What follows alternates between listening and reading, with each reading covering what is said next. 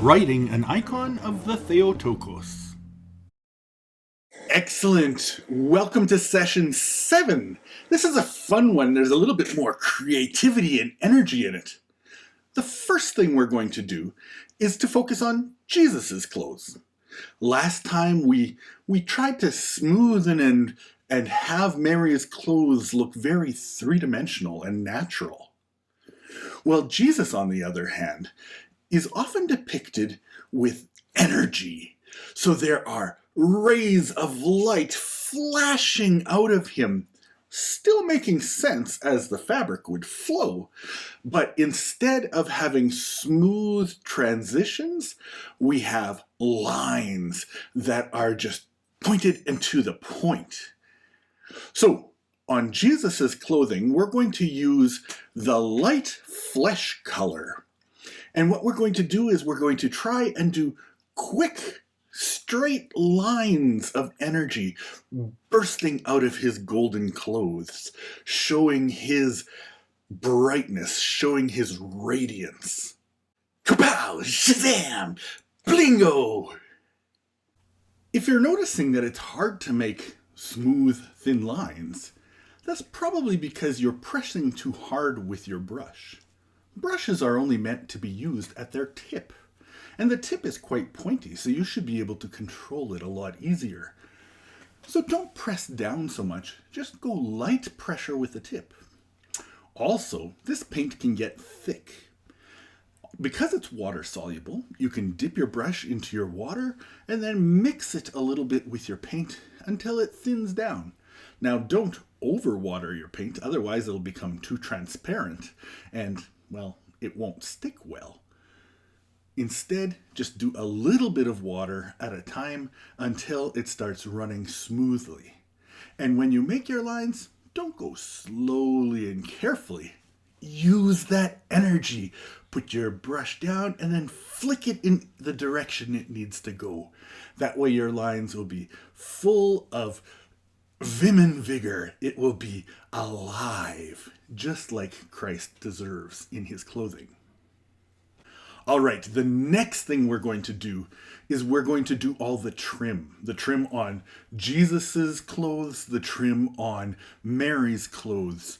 And the best thing I think we can do is first outline everything with that same light flesh color.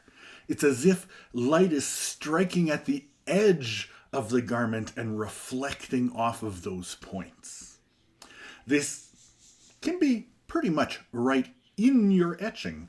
Just follow your etching carefully, and that way you can go all around all of the ribbon, all of the border, all of the, what's the right word? The trim of her garment. After you're finished all of that, then comes the creative point. Not all icons show Mary with jewels and other precious stones in her clothing, but sometimes we can.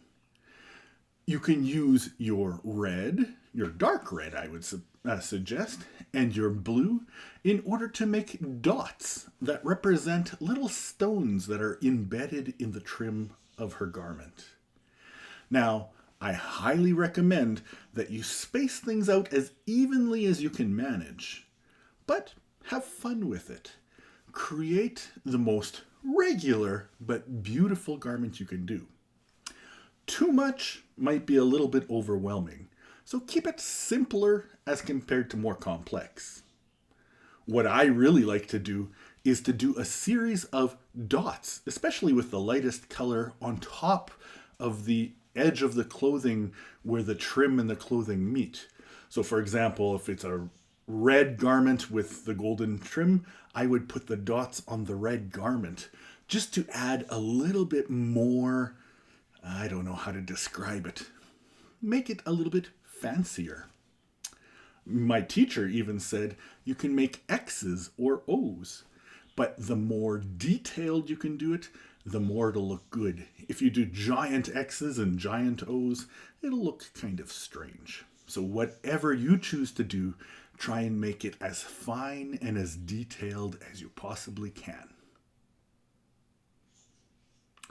Now, the last part of this particular session is to paint the stars on Mary.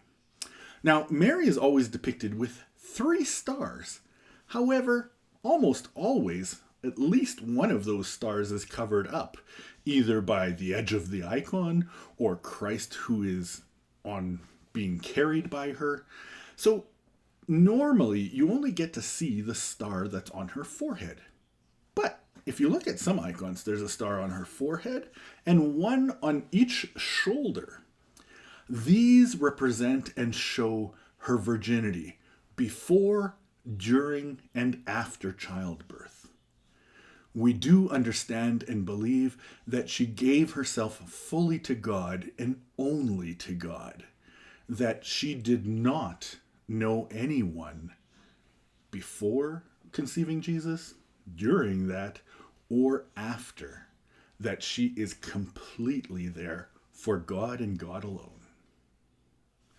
As always, please do pause it so that you can see an example in front of you and continue painting until you're done.